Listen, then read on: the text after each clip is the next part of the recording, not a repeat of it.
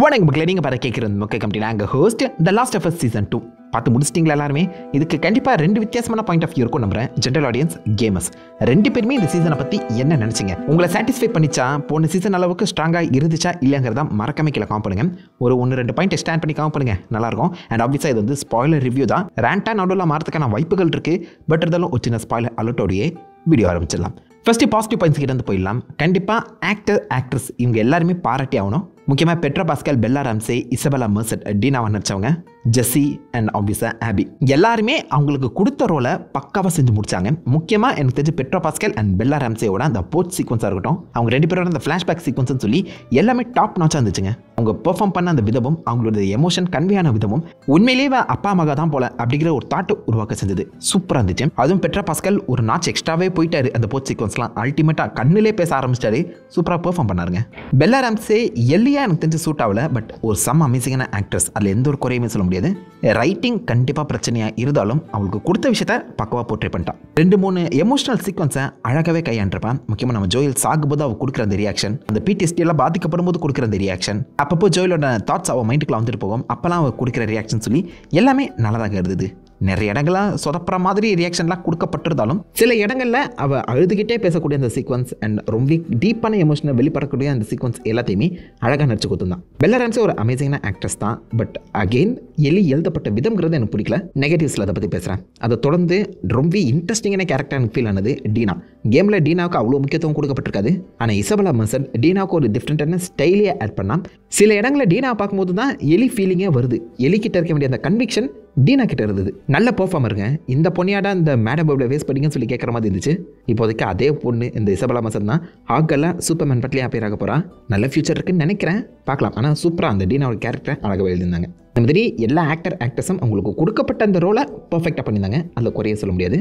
Again accept எலி சொல்கிறேன் actor performance எல்லாத்தையுமே தாண்டி ப்ரொடக்ஷன் வேல்யூ காசு அள்ளி கொட்டி இருக்காங்க. பார்த்தா தெளிவாக தெரியுதுங்க. உண்மையிலே லாஸ்ட் ஆஃப் உலகம் இந்த மாதிரி தான் இருக்குமா அப்படிங்கிறத தெளிவாக நான் கணக்கு முன்னாடி கொண்டு வந்து நிறுத்திட்டாங்க. நிறைய ப்ராக்டிக்கல் ஷாட்டுங்க, ஏகப்பட்ட ப்ராக்டிக்கல் ஷாட் இருக்குள்ள. இந்த சியாட்டில் ரொம்ப சொதன்னு இருக்கக்கூடிய அந்த செட்டில் காமிச்ச விதமாக இருக்கட்டும், ஜாக்சனை ப்ரெசென்ட் பண்ண விதமாக இருக்கட்டும், முக்கியமாக அந்த ஹாஸ்பிட்டல் பேஸில் ரேங்கிங் இருக்கக்கூடிய அந்த இடத்த ஸ்போர்ட்ஸ் ஆக்கிரமிச்சிருக்கோம். அந்த சீக்வன்ஸ் எல்லாத்தையுமே அவ்வளோ டாப் நாச்சாக கொடுத்துருந்தாங்க. ப்ரொடக்ஷன் வைஸாக எனக்கு தெரிஞ்சு இந்த சீரீஸில் எந்த ஒரு குறையுமே சொல்லவே முடியாது. அண்ட் முக்கியமாக அந்த Jackson fight sequence, battle of Jackson சொல்லலாமா, கேம்லேயே இல்லைங்க அந்த சீக்வன்ஸ். இது கேமில் இருந்தது தான் நல்லா ஃபீல் ஆகியிருக்குமே அப்படிங்கிற ஒரு தாட்டை உருவாக்க செஞ்சது. அவ்வளோ பெரிய ஒரு ஆக்ஷன் சீக்வன்ஸை சூப்பராக புல் ஆஃப் பண்ணியிருந்தாங்க. அண்ட் கடைசி எபிசோடில் ஃபைனலாக அந்த மிகப்பெரிய உல்ஃபோட அந்த ஸ்டேடியத்தை காமிச்ச விதம் ரொம்ப நல்லா இருந்துச்சு. இந்த செராஃபைட்ஸோட அந்த நைட் டைம் சீக்வன்ஸ், கையில் வெறும் அந்த தீப்பந்தத்தை வச்சு வரக்கூடிய அந்த சீக்வன்ஸ் சூப்பராக லைட்டிங் பண்ணப்பட்டிருந்துச்சு. ஸ்டாக்கர் சீக்வன்ஸ், அவங்களுக்கு போட்ட அந்த மேக்கப் அண்ட் ஸ்டாக்கருக்கு ஏற்படுத்தின அந்த பயம் சொல்லி எல்லாமே ரொம்ப நல்லா இருந்துச்சுங்க. ஒரு ப்ளோட்டர் ஃபைட்டை காமிச்சிருந்தாங்க. அது சிம்பிளாக முடிஞ்சிருந்தாலும் அகெயின் ப்ரொடக்ஷன் வேல்யூவில் குறைய சொல்ல முடியாத அளவுக்கு டாப் நாச்சான வேலை. நிஜமாலே லாஸ்ட் ஆஃப் அஸ் உலகம் இப்படி தான் இருக்குங்கிறத கண்ணு முன்னாடி கொண்டு வந்து நிறுத்திட்டாங்க. இதில் எந்த ஒரு குறையுமே சொல்ல முடியாது. அதே மாதிரி தான் மியூசிக், VFX அண்ட் ஆப்வியஸாக சவுண்ட் எஃபெக்ட்ஸ் 3மே எனக்கு தெரிஞ்ச இந்த சீரீஸ்க்கு மிகப்பெரிய பில்லராகவே அமைஞ்சிச்சுங்க. மியூசிக்லாம் நிறைய இடங்களில் உங்களை எமோஷனலாக ட்ரிகர் பண்ணி விட்றோம். எமோஷன் சீக்வன்ஸ் வீக்காக இருந்தாலும் மியூசிக் அது ஒரு படி மேலே எடுத்து காமிச்சது. சவுண்ட் எஃபெக்ட்ஸ் ஆப்வியஸாக ஏகப்பட்ட ஜாம்பிஸ் வரும்போது அந்த சவுண்ட் எஃபெக்ட்ஸை வச்சு உங்களுக்கு அந்த பயத்தை கிளப்பி விட்டுருவாங்க. டென்ஷன் பில்டப் எல்லாமே சில இடங்களில் பக்கவாக ஒர்க் அவுட் ஆச்சுங்க. அந்த ஸ்போர்ட்ஸை ரிவீல் பண்ண விதம்ங்கிறதும் நல்லாயிருக்கு. இது ஏன்டா கஷ்டப்பட்டு இப்போ பண்ணுறீங்க? இதுக்கு முதல் சீசன்லேயே ஸ்போர்ட்ஸ் இருக்குன்னு சொல்லிட்டு போயிருக்கலாமே. அதுக்கு ஒரு தனியாக கதை எழுதி அதுக்கு ஒரு பேக் ஸ்டோரி போய் அது என் தேவையில்லாத ஆண்டி மாதிரி தோணுன்றதாலும் அகெயின் அது புல் ஆஃப் பண்ண விதம், அதுக்கு அவங்க போட்ட அந்த ப்ராக்டிக்கல் செட் எல்லாமே ரொம்ப நல்லா இருந்துச்சுங்க. சிம்பிளாக டெக்னிக்கலி சூப்பர் ஸ்ட்ராங்கான ஒரு சீரீஸ் தான் அது. ஆனால் இதை தாண்டி பெருசாக நல்லா பாசிட்டிவ் பாயிண்ட்னு ஒரு மண்ணுத்தையும் யோசிக்க கூட முடியல. ஏன்னா நீங்கள் original last of us game எடுத்து பாருங்கள். கிராஃபிக்ஸ் அல்டிமேட்டாக இருக்கும், கேம் பிளே சூப்பராக இருக்கும், சவுண்ட் எஃபெக்ட்ஸ், VFX எல்லாமே அல்டிமேட்டாக இருக்கும். எந்த ஒரு குறையுமே சொல்ல முடியாது. ஸ்டோரி தான் மிகப்பெரிய குறைய. அதை இந்த சீரீஸில் ஏதாவது ஜஸ்டிஃபிகேஷன் கொடுத்து கேரக்டர் சூப்பராக டெவலப் பண்ணி முடிப்பாங்கன்னு எதிர்பார்த்தா மொதல் 2 எபிசோட் பறன்னு போயிடும். பெரிய பேட்டில் சீக்வன்ஸ், ஜோயிலோட டெத்துன்னு சொல்லி உங்களை அப்படியே சீட்டோட எஜ்ஜில் வச்சுருந்துருப்பாங்க. ஆனால் எபிசோட் 3லேருந்து டவுன் ஹில் தாங்க. சீரியஸாக எந்தளவுக்கு டெத் ஸ்லோவாக போக முடியுமோ அதை தான் பண்ணிட்டு இருந்தாங்க. லாஜிக்லெஸ் சீக்வன்ஸ், சம்மந்த கூந்தலே இல்லாமல் ஏகப்பட்ட விஷயங்கள் கேரக்டர்ஸ்க்கே முரண்பாடாக எழுதப்பட்டிருந்துச்சு. எலியோட ரைட்டிங் கேட்டதே போவோமே. எலி வந்து நம்ம ஜோயல் மேலே சமகாரில் சுற்றிட்டு இருப்பான். அதுக்காக ஸ்பெஷலாக ஒரு ஃப்ளாஷ்பேக் சீக்வன்ஸில் வச்சு அந்த போட் சீக்வன்ஸில் ஆட் பண்ணியிருப்பாங்க. யூஜினுங்கிற ஒரு புது கேரக்டர் கொண்டு வந்து அவனை கொண்டதுக்காக தான் நான் அவன் மேலே காண்டில் இருக்கேன் அப்படிங்கிற மாதிரி கதையெல்லாம் மாற்றி எழுதியிருப்பாங்க. அதுக்கெல்லாம் கிடையாது. உண்மையிலே இவளுக்கு ஜோயலுக்கு முன்னாடியே அந்த 5 ஃப்ளைஸை கொண்ட விஷயம் எல்லாமே தெரிய வந்திருக்கும். அது ஜோயல் கன்ஃபார்ம் பண்ணிட்ட அப்புறம் தான் இந்த கோவமே ஸ்டார்ட் ஆகியிருக்கும். அந்த அடித்தளத்தை போடலை. ஜோயலுக்கும் எலிக்கும் காண்டி இருக்க மாதிரி ஆரம்பிச்சு ஒரு கட்டத்தில் அவங்க இந்த மாதிரி சமாதானம் ஆகிட்டாங்கன்னு சொல்லி காட்டுற அந்த சமயத்தில் ஜோயல் செத்துருவாரு. ஜோயல் சாகிற அந்த சீக்வன்ஸை எந்த அளவுக்கு ஜவ்வா இழுக்க முடியுமா அப்படி எழுதிருப்பாங்க. அதை நான் குறைனே சொல்லலை, பட் அதை அமைச்ச சூழலுங்கிறது மிகப்பெரிய குறை. கேமில் நீங்கள் பார்த்தீங்கன்னா நான் முன்னாடி சொன்ன பேட்டில் ஆஃப் ஜாக்சன் நடக்கவே நடக்காது. ஜோயலோட டெத் வந்து பார்த்தீங்கன்னா ஜாக்சனே உலுக்கி இருக்கும். ஆனால் ஜோயல் ஜாக்சனுக்கு ஒரு முக்கியமான ஆள். அது ஜோயலோட அந்த டெத்தோட இம்பாக்டை பல மடங்கு அதிகமாகி இருக்கும். ஆனால் இந்த சீரீஸில் அந்த இம்பாக்டை டவுன் பண்ணுற மாதிரி பேட்டில் ஆஃப் ஜாக்சனுங்கிற ஒரு விஷயத்தை நடத்தி ஜோயல் மட்டுமா செத்தான், ஏகப்பட்ட பேர் செத்துருக்காங்க, ஒவ்வொருத்தருக்கும் போய் ரிவெஞ்ச் எடுத்துருக்க முடியுமா, 10-11 அவன் அப்படிங்கிற மாதிரி மாற்றிட்டாங்க. எவ்வளோ கேவலமான ஒரு விஷயம் அது. ஜோயலோட டெத் அவ்வளோ முக்கியங்க. பட் அந்த ஜாக்சன் ஃபைட் சீக்வன்ஸை பிரம்மாண்டமாக காட்டி அது அத்தனை பேர் செத்துட்டாங்க, ஜோயல் செத்ததெல்லாம் பெரிய விஷயமா அப்படிங்கிற மாதிரி மாற்றிட்டாங்க. என்ன தெரியுமா பண்ணியிருக்கணும், ஜோயலுமே அந்த ஜாக்சன் ஃபைட் சீக்வன்ஸில் இன்வால்வ் பண்ணி ஜாக்சனை காப்பாற்றுறதுக்கு ஜோயல் கஷ்டப்பட்டு போராடினாரு அப்படிங்கிற ஒரு விஷயத்தை போர்ட்ரேட் பண்ணிட்டு பல உயிர்களை ஜோயல் காப்பாற்ற ஹெல்ப் பண்ணாருங்கிற மாதிரி காமிச்சு அதுக்கப்புறம் ஜோயலை போட்டு தள்ளி அந்த டெத்தை பல மடங்கு இம்பாக்ட்ஃபுல்லாக மாற்றிருக்கலாம். என்ன காப்பாற்றின ஜோயலை கொண்டுட்டாங்களே, கண்டிப்பாக அவனை பழி வாங்கியே தீரணும்னு சொல்லி அந்த மக்களே ஒன்றா சேர்ந்து ஜோயல் டெத்துக்கு பழி வாங்கியே தீரணுங்கிற மாதிரி கதையை கொண்டு போயிருந்தாங்கன்னா சூப்பராக இருக்கும். ஆனால் என்ன பண்ணாங்க, குப்பை மாதிரி இந்த பக்கம் ஜோயில 10-11 மாற்றிட்டாங்க. இதில் அதிகமாக பாதிக்கப்பட்ட நம்ம டாமி தான் போக, டாமியை ஃபாலோ பண்ணி தான் எலி அண்ட் டீனா பார்த்தீங்கன்னா கிளம்பியிருப்பாங்க. தனி ஒரு மனுஷனா வெறும் ஸ்னைப்பர் மட்டும் எடுத்து கிளம்பியிருப்பாரு. அந்த கன்விக்ஷன் மிஸ் ஆயிடுச்சு. அதே மாதிரி நம்ம எலியுமே இந்த பக்கம் கிளம்பி இருக்கணும்ல, அதை விட்டுட்டு அந்த ஹியரிங் சீக்வன்ஸ் மாதிரி ஒன்று நடந்துட்டு இருக்கும். ஏன் அது தேவையில்லாத சீக்வன்ஸ் தானே அது. அவிசா மக்கள் மத்தியில் ஜோயலோட டெத்லாம் அவ்வளோ பெருசு கிடையாதுங்கிற மாதிரி போர்ட்ரேட் பண்ணுறதுக்காகவே அந்த ஹியரிங் சீக்வன்ஸ் வச்சுருப்பாங்க. தேவையில்லாத நீங்கள் அது. எலி அண்ட் டீனா கிளம்பிட்டாங்க. பட் போன சீசன் நீங்கள் எடுத்து பார்த்தீங்கன்னா ஜோயல் அண்ட் எலி ஒன்றா இருக்கும்போது ரெண்டு பேரோட அந்த கேரக்டர்ஸுமே கம்ப்ளீட்லி போலார் ஆப்போசிட்டாக இருக்கும். எலி தான் டெக்னிக்கலாக ஜோயிலை மனுஷனாக மாற்றிருப்பான் அண்ட் ஜோயல் அவனுக்கு தெரிஞ்ச எல்லா வித்தைகளுமே எலிக்கு கற்றுக் கொடுத்துருப்பான். ரெண்டு பேரோட கேரக்டர்ஸும் ஒவ்வொருத்தரை மேம்படுத்த ஹெல்ப்ஃபுல்லாக இருந்திருக்கும். ஆனால் இந்த சீரீஸில் எலி அண்ட் டீனா ரெண்டு பேருமே ஒருத்தர் எடுக்கிற முடிவுக்கு அப்படியே அக்செப்ட் பண்ணிக்கிறாங்க.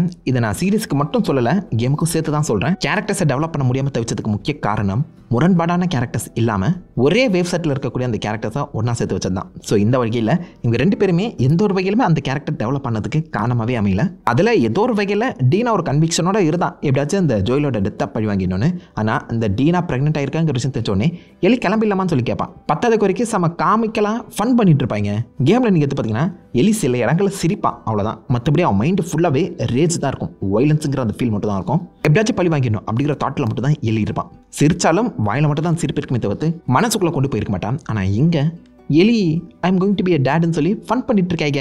இந்த ப்ரெக்னன்ட் சீக்வன்ஸ்லாம் வந்து பார்த்தீங்கன்னா கேமில் ரொம்பவே ஆணி அடித்த மாதிரி ஃபீல் ஆகும். ப்ரெக்னென்ட்ங்கிற விஷயம் கேட்டோடனே எலி பிரிஞ்சு போயிடுவா. லைக் அவளுக்கு ஒரு கோவம் இருக்கும், இந்த கோவத்தோட இந்த பிரச்சனை வரையா அப்படிங்கிற மாதிரி யோசிக்க ஆரம்பிச்சிருப்பான். ஆனால் இங்கே எதுக்கு வந்திருக்கோன்னே தெரியாமல் ஃபன் பண்ணி சிரிச்சிட்டு இருக்காங்க. அண்டு இதை நான் சொல்லி தான் ஆகணும், எனக்கு என்னமோ இந்த சீசனில் எலிக்கு பெல்லா ராம்சே செட்டே ஆகலை. போன சீசனில் குட்டி போனால் சூப்பராக இருந்தா அந்த ரோலுக்கு ஆப்டாக இருந்தான்னு நான் சொல்வேன். ஆனால் இந்த சீசன் 5 வருஷம் கழிச்சு நடக்குது. 5 வருஷம் வளர்ந்த மாதிரியே அந்த பொண்ணு ஃபீல் ஆகலைங்க. நிறைய இடங்களில் குழந்தை பிள்ளையாக தான் இருக்கா. ஐ மீன் லைக் அந்த ஓப்பனிங் 2வது ஃபைட் சீக்வன்ஸில் நீங்கள் பார்த்தீங்கன்னா டீனா அண்ட் எலி ஒன்றா சேர்ந்து ஒரு கிளிக்கரை டேக் டவுன் பண்ணுவாங்களே, அங்கெல்லாம் குழந்தை பிள்ளை மாதிரி சிரிச்சிட்டு இருப்பா. இவன் என்னடா இன்னும் வளரவே இல்லையாடாங்கிற தாத்தா வருது. 5 வருஷம் போயிடுச்சு, ஆனால் ரியல் லைஃப்பில் 2 வருஷத்தில் இந்த சீசன் எடுத்துட்டாங்க. ஸோ பெல்லா ராம்சே 5 வருஷம் வளர்ந்த ஒரு மெச்சூரிட்டியே ஃபீல் ஆகலை. ஸ்டில் குழந்தை பிள்ளை மாதிரி இருக்கிறது என்னால் அக்செப்டே பண்ண முடியலங்க. எனக்கு என்னமோ இந்த சீசனுக்கு வேற ஒரு கேஸ்டிங் தான் அவங்க போயிருக்கணும். வளர்ந்து யாராவது ஒரு கேஸ்டிங்கை கொண்டு வந்திருக்கலாம். பெல்லா ராம்சேவே கொண்டு வர அவங்க ட்ரை பண்ணி அதில் ஃபெயில் ஆகிட்டாங்களோன்னு தோணுது. ஃப்ளாஷ்பேக்கு மட்டும் பெல்லா ராம்சே யூஸ் பண்ணி வேற ஒரு ஆக்டரை ப்ரெசென்ட் பண்ணியிருந்தாங்கன்னா ரொம்ப நல்லா இருந்திருக்கும். அண்ட் அவள் ரொம்ப குள்ளமாக வேற இருக்காளா, இதனால் பெரிய பெரியவங்கள அந்த டேக் டவுன் பண்ணும்போது இதெல்லாம் நம்புற மாதிரியாக இருக்குது அப்படிங்கிற தான் வருது. அண்ட் எந்த ஒரு வகையிலுமே பேட்டில் ட்ரெயின்டாகவே ஃபீல் ஆகலை. கேமில் நீங்கள் பார்த்தீங்கன்னா எலி செம்ம ஸ்ட்ராங்கான ஒரு கேரக்டர். ட்ராப் வைப்பான், எல்லா கன்ஸுமே பர்ஃபெக்டாக ஹேண்டில் பண்ணுவான். அதிகமாக மோலோட்டாவ் யூஸ் பண்ணுவாங்க. இந்த சீரீஸில் எங்கேயுமே மோலோட்டாவ் யூஸ் பண்ண மாதிரி எனக்கு ஃபீல் ஆகல. அண்ட் ஆல்சோ ட்ராப்ஸை மெயின்டைன் பண்ணல. அது மட்டும் இல்லாமல் சில இடங்களில் நம்ம எலி ஷூட் பண்ணுற மாதிரி சீக்வன்ஸ் வரும். ஏதோ பொம்மை துப்பாக்கியை பூச்சிருக்க மாதிரி அவன் கையில் ஹேண்டில் பண்ணிட்டு இருப்பாங்க கண்ணை. She is not battle trained at all. கேமில் ஒரு சோல்ஜர் எங்கேருந்து வந்திருக்கான்னு சொல்லி மேப்பில் பார்த்து அழகாக கண்டுபிடிக்கக்கூடியவ, தனக்கான ப்ரிப்பரேஷனாக அவளே பண்ணக்கூடியவ. ஆனால் இந்த கேமில் அவளுக்கு ஒரு எடுபடிமாக தான் டீனா அவளுடைய ப்ரிப்பரேஷன்லாம் பண்ணிட்டு இருப்பான். டீனாக்கு ஒரு வேலை கொடுக்கணும் அப்படிங்கிறதுக்காக இதை பண்ண வச்சிருப்பாங்களோ என்னமோ. ஆனால் இது வந்து எலியோட கேரக்டர் மட்ட தட்டுற மாதிரி ஃபீல் கொடுத்துச்சுங்க. கேமில் அந்தளவுக்கு ப்ரிப்பேர்டாக இருக்கக்கூடிய எலி இந்த சீரீஸில் ப்ரிப்பேர்ட்னஸ்னா என்னன்னு கேட்பா போல. ஐ மீன் நீ இம்யூன் தாமா, ஆனால் ஜாம்பிஸ் கை கால தனியாக பிச்சு போட்டால் என்ன பண்ணுவேன், அது இம்யூனிட்டி சரி பண்ணிடுவான். இஷ்டத்துக்கு கண்ணை மூடிட்டு சண்டைக்கு போயிடுவா. அந்த மாதிரி ஒரு கேரக்டர் ப்ரெசென்ட் பண்ணியிருக்காங்க. நிறைய இடங்களில் முரண்பாடாகவும் இந்த கேரக்டர் அமைச்சிருக்காங்க. ஐ மீன் ஃபைனல் எபிசோட்லேயே இருந்து பாருங்களேன், டாமி இருக்க இடம் ஜெஸி அண்ட் எலிக்கு தெரிய வந்துடும். ஆனால் ஆபி இருக்க இடமும் எலி நோட் பண்ணிட்ட அப்புறம் ஆபியை பழி வாங்க போகிறான்னு சொல்லுவான். ஜெஸ்ஸி டாமி அங்கே செத்துட்டு இருக்கான், நீ ஆபி பழி வாங்க போறியா அப்படின்னு சொல்லி கேட்டு அங்கே சண்டை நடந்திருக்கும். அதுக்கப்புறம் ஜெஸ்ஸி வந்து பார்த்தீங்கன்னா எலி கூட சமாதானப்படுத்துறதுக்காக எனக்கு ஒரு பிரச்சனைனா நீ ஊரையே அழிச்சிட்டு வந்திருப்பேன், அதனால உன்னை மன்னிக்கிறேன் அப்படின்னு சொல்லியிருப்பாரு. ஏன்டா கொஞ்சம் நேரத்துக்கு முன்னாடி தான் உனக்கும் டாமிக்கும் ஹெல்ப் பண்ண மாட்டேன்னு சொன்னவன் ஊரே அழிச்சிட்டு வந்து உனக்கு ஹெல்ப் பண்ணுவாளா? உல்ஃப் டீம் ஒரு 6 பேர் கிட்ட இருப்பாங்க, அத்தனை பேரை எதிர்த்து தனியால் நிற்க யோசிச்சிருப்பான். ஐ மீன் ஒய் இத்தனை உல்ஃப் சோல்ஜர்ஸை போட்டு தள்ளும் போதெல்லாம் கண்ணு தெரியல, அதானே? ஹாஸ்பிட்டலுக்குள்ளே போகிற அந்த சீக்வன்ஸுங்க நோராவை தேடி போகிற மாதிரி கேம்லேயே அது எனக்கு தெரிஞ்சு ஒரு 15 to 20 minutes சீக்வன்ஸாக இருக்கும். ஏன்னா அவ்வளோ கார்டடாக இருக்கும். ஹாஸ்பிட்டல் தாண்டா அந்த பேஸே, உல்ஃபோட பேஸே அதுதான் இருக்கும்போது எவ்வளோ கார்டடாக வச்சுருப்பாங்க. அசால்ட்டாக உள்ள போயிடுவாங்க. தேவையில்லாத விஷயத்துக்குலாம் அவ்வளோ டைம் எடுத்து பொறுமையாக பேசிகிட்டு இருந்த அந்த சீக்வன்ஸில் முக்கியமான வர ஆக்ஷன் சீக்வன்ஸ் எல்லாத்தையுமே சிம்பிளாக கடந்து போகிற மாதிரி எழுதியிருப்பாங்க. எனக்கு தெரிஞ்சு சியாட்டலுக்கு அவங்க வந்துட்டு அப்புறம் பெருசாக ஜாம்பி ஃபைட் சீக்வன்ஸே அமையலதாங்க நான் சொல்வேன். நடுவில் அந்த ஸ்டாக்கோஸோட ஃபைட் சீக்வன்ஸ் வர மாதிரி காமிக்கப்பட்டிருக்கும். அதுலேயுமே ஜெஸ்ஸி வரானா செத்துருப்பா. அண்ட் நிறைய இடங்களில் ஜெஸ்ஸி இருக்கும்போதே பல தவறான முடிவுகள் எடுக்கும்போது ஜெஸ்ஸி தான் அதை தட்டி திருத்துற மாதிரி ப்ரெசென்ட் பண்ணி ஜெஸ்ஸியை லிட்டரலி எலியோட பேபி சிட்டராக மாற்றி விட்டுருப்பாங்க. ஐ மீன் வேணும்னே இப்படி எழுதியிருக்காங்கன்னு தெரியல, எலியை முட்டா பீஸுங்கிற மாதிரி ப்ரெசென்ட் பண்ணியிருக்காங்க. தேவையில்லாத ஏகப்பட்ட சீக்வன்ஸ் இருக்கும். இந்த ஃபைனல் எபிசோட்ல நீங்கள் பார்த்தீங்கன்னா அலை அடித்து இவ தீவில் போய் மாட்டி தீவில் இருக்கவங்க எலியை ஆல்மோஸ்ட் தூக்கில் போட்டு கொலை பண்ணுறதுக்கு பதிலாக அவளை விட்டுட்டு போயிடுவாங்களா? ஏன் கத்தி வச்சு கிழிச்சுட்டு போயிட வேண்டியதானே? அதை விட்டுட்டு எதுக்கு தூக்கில் போட்டு அதுக்கப்புறம் விட்டுட்டு போனோம்? இந்த சீக்வன்ஸ்லாம் கேமில் இருக்காதுங்க. சும்மா ஏதோ ஒன்று பண்ணி இந்த ஸ்க்ரீன் டைமை ஃபில் பண்ணுறதுக்காகவே இதெல்லாம் பண்ண மாதிரி தோணுது. ஜவ்வு மாதிரி நிறைய எபிசோட இழுன்னு இழுத்துருப்பாங்க. சியாட்டில் எல்லாத்துலேயுமே நடக்கிறது முரண்பாடாக தாங்க இருக்கும். பேசினா பேசிக்கிட்டே போகலாம். லிட்டலாக அந்த ஷிம்மர் சீக்வன்ஸ் பட்ட பகலில் ஓப்பனாக வெளிச்சத்தில் இந்த பக்கம் அந்த ஷிம்மரை வச்சு நடு ரோட்டில் நடந்து வந்துட்டு இருப்பாங்க. யாராவது பார்த்துருவாங்க, அந்த பையனை எதுவுமே கிடையாது. சரி அந்த ஷிம்மரையாச்சும் ஒரு இடத்துல கட்டி போட்டோமே, திரும்ப போய் பார்த்தோமா, அதை பற்றி எங்கேயுமே மென்ஷன் செஞ்சிருக்க மாட்டாங்க. ஜெஸ்ஸி மட்டும் கடைசியில் நான் அதை பார்த்தா நல்லா தான் இருக்குது அப்படின்னு ஒரு வார்த்தை மட்டும் சொல்லியிருப்பாரு. கேமில் அந்த ஷிம்மர் செத்துரும் அப்படியாச்சும் காமிச்சிருக்கலாம். அதெல்லாம் விட்டுட்டு இஷ்டத்துக்கு கடந்து போய்கிட்டே இருக்காங்க. எலி is the major negative point and feel ஆகுது. எலி ஆக்ட்ரஸை நான் சொல்லலை, ரைட்டிங்கை சொல்கிறேன். ரைட்டிங் ரொம்பவே இன்கன்சிஸ்டண்ட்டாக இருந்தது. அண்ட் எலிக்கு எழுதின அந்த ரைட்டிங் பேசிங்லேயுமே அடி வாங்கிச்சு. எலி கேரக்டர் மேலே ஒரு ஃபீலிங்கே வரலங்க, எமோஷனல் பாண்டிங்கே ஏற்படல. ஜோயிலுக்காக பழி வாங்க வந்தங்கிற பேரில் ஹனிமூன் கொண்டாடிட்டு இருப்பாங்க. இதெல்லாம் பார்த்தா காண்டாகுமா ஆகாதா யோசிச்சு பாருங்களேன் நீங்கள். இந்த பக்கம் ஆபி அண்ட் டீம் ஆல்மோஸ்ட் எல்லாருமே செத்துட்டாங்களா, மேனி மட்டும் உயிரோடு இருப்பான்னு நினைக்கிறேன். யார் செத்ததுக்கும் ஒரு எமோஷனல் கனெக்ஷன் ஒரு பரிதாபம் ஏற்படவே இல்லை. ஐ மீன் டே செத்துட்டடா அப்படிங்கிற ஒரு சந்தோஷம் கூட வரலங்க. நீயும் செத்துட்டியா சரிப்போ அப்படிங்கிற மாதிரி தான் ஃபீலை கொடுத்துச்சு. ஐ மீன் லைக் ஒய் கேமில் இருக்க பெரிய பிரச்சனையே இதாண்டா, ஸ்டோரி தாண்டா பெரிய பிரச்சனையே. கேம்லையாச்சும் அந்த டென்ஷனை ஏற்றுற மாதிரி நடுவில் அந்த ஆக்ஷன் சீக்வன்ஸுங்கிறது வரும். நீங்கள் அந்த கேரக்டரை கண்ட்ரோல் பண்ணுவீங்க, உங்களுக்கு ஓரளவுக்கு ஃபன்னாவது இருக்கும். கேம் பிளே அண்ட் கிராஃபிக்ஸ் வேறு அல்டிமேட்டாக இருக்கும். ஆனால் இந்த இடத்துல கேம் பிளே கூட இல்லை, ஜஸ்ட் நீங்கள் கட் சீன்ஸை தான் உட்காந்து பார்த்துட்டு இருக்கீங்க. ஐ மீன் லிட்டலாக அந்த லாஸ்ட் ஆஃப் அஸ் பார்ட் 2ல் இருந்த ஒரு நெகட்டிவ் பாயிண்ட்டை உட்காந்து பார்த்துட்டு இருக்கீங்க. புரியுதா? இத்தனைக்கும் லாஸ்ட் ஆஃப் அஸ் பார்ட் 2 அந்த ஸ்டோரியை விட லோ கிரேடட் வெர்ஷன் தான் இது. அப்கிரேடட் கூட இல்லை, லோ கிரேடட். சின்சியராக சொல்கிறேன், இந்த சீரிஸ் பார்த்து முடிச்சிட்ட அப்புறம், இந்த சீசன் 2 முடிச்சிட்ட அப்புறம் பார்ட் 2 அந்த கதையை பரவாயில்ல போலையே அப்படிங்கிற தாட் எனக்கு வந்துருச்சு. அவ்வளோ குப்பை மாதிரி எழுதியிருக்கீங்க. ஜென்ரல் ஆடியன்ஸ் மேபி என்ஜாய் பண்ணியிருப்பீங்கன்னு நினைக்கிறேன். உண்மையை மட்டும் சொல்லுங்கள், உங்களுக்கு எலி டீனா இந்த மற்ற கேரக்டர்ஸ் மேலே ஏதாவது எமோஷனல் கனெக்ஷன் ஏற்பட்டுச்சா? யாராச்சும் செத்துருவாங்களோ, அவங்க செத்துட்டானே அப்படின்னு சொல்லி வருத்தப்பட்டீங்களா, பயந்தீங்களா, ஏதாச்சும் ஒரு வகையில் ட்ரிகர் ஆனீங்களா ஜோயில் டெத்துக்கு அப்புறம்? அதை மட்டும் மறக்காமல் சொல்லுங்கள். சும்மா பார்க்கணுமே பார்க்குற மாதிரி தான் எனக்கு இந்த சீரிஸே ஃபீல் ஆச்சு. இந்த சீரிஸ் பார்த்து பிடிக்காத ஜென்ரல் ஆடியன்ஸ் கேமை ட்ரை பண்ணுங்கப்பா. இந்த சீரியஸில் பார்த்த எலி கேமில் இருக்க மாட்டான். கேமில் இருக்கிறது செம்ம சீரியஸான எலி. ஆபி ஒரு 2-3 சீக்வன்ஸ் தான் வந்திருப்பாங்க. எனக்கு தெரிஞ்ச நல்ல ஒரு இன்ட்ரெஸ்டிங்கான ஆக்ட்ரஸ் தான். எனக்கு என்னமோ அந்த ஆக்ட்ரஸை எலியாக கேட்ச் பண்ணி தான் நல்லா இருக்கும் போல தோணுது. ஆபியோட கதை தான் அடுத்த சீசனில் பார்க்க போகிறோம்.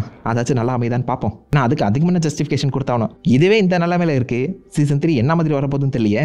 கேமில் ஆக்சுவலாக சீசன் 1 கூட அக்செப்ட் பண்ணிக்கலாங்க. ஃபர்ஸ்ட் ஆஃப் தான் அது, அதில் எலியாக நம்ம ப்ளே பண்ணிட்டு இருப்போம்.